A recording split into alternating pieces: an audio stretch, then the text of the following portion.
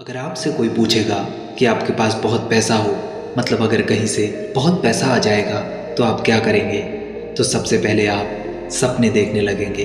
आप सोचने लगेंगे कि अगर आपके पास बहुत सारा पैसा आ जाएगा तो आप यहाँ जाएंगे, ये करेंगे, ये खरीदेंगे।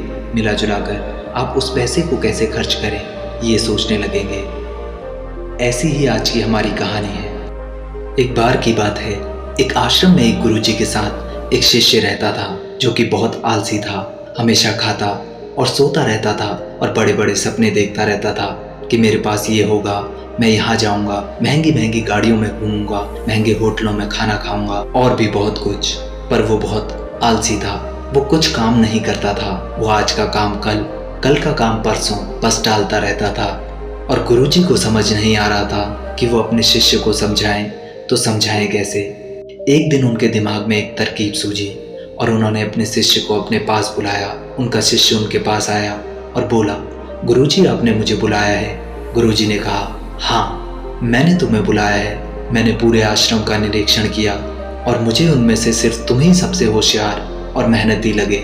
और गुरुजी ने उसको अपने करीब बुलाया और उसे एक पत्थर देते हुए कहा, शिष्य ये एक जादुई काला पत्थर है, इसे तुम जिस लोहे में स्पर्श करोगे वो सोना बन जाएगा। मैं 2 दिन के लिए आश्रम से जा रहा हूँ, तब तक तुम इस पत्थर का इस्तेमाल कर सकते हो।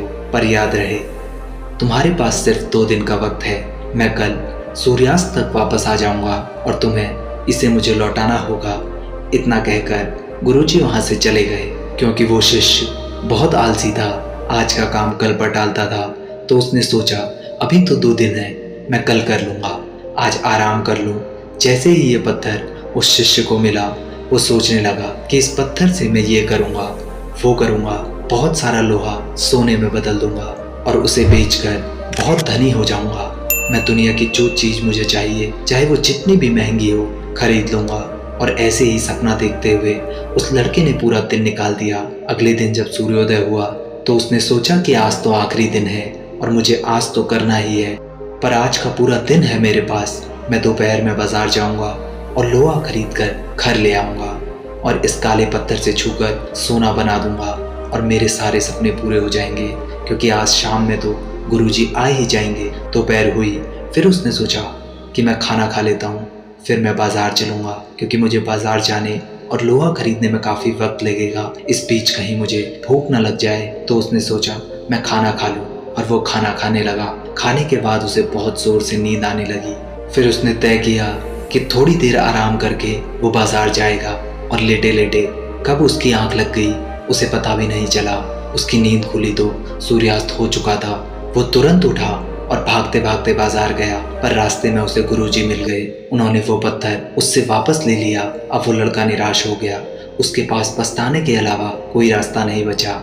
दोस्तों, अब आप ये सोच रहे होंगे कि अगर आप उसकी जगह होते तो आप उसी वक्त लोहा खरीदते और उसे सोना बना लेते।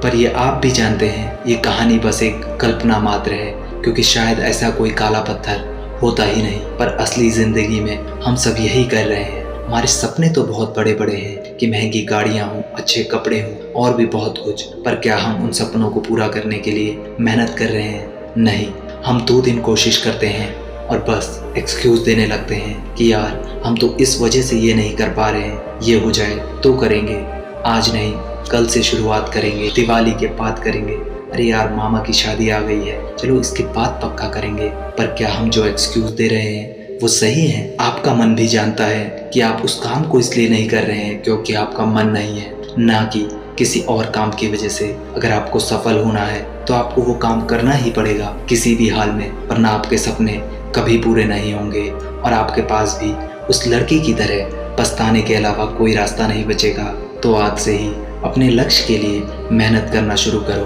बिना किसी एक्सक्यूज़ के, क्योंकि सफलता एक्सक्यूज़ नहीं, मेहनत देखती है। सफलता एक दिन में तो नहीं मिलती, पर एक दिन ज़रूर मिलती है।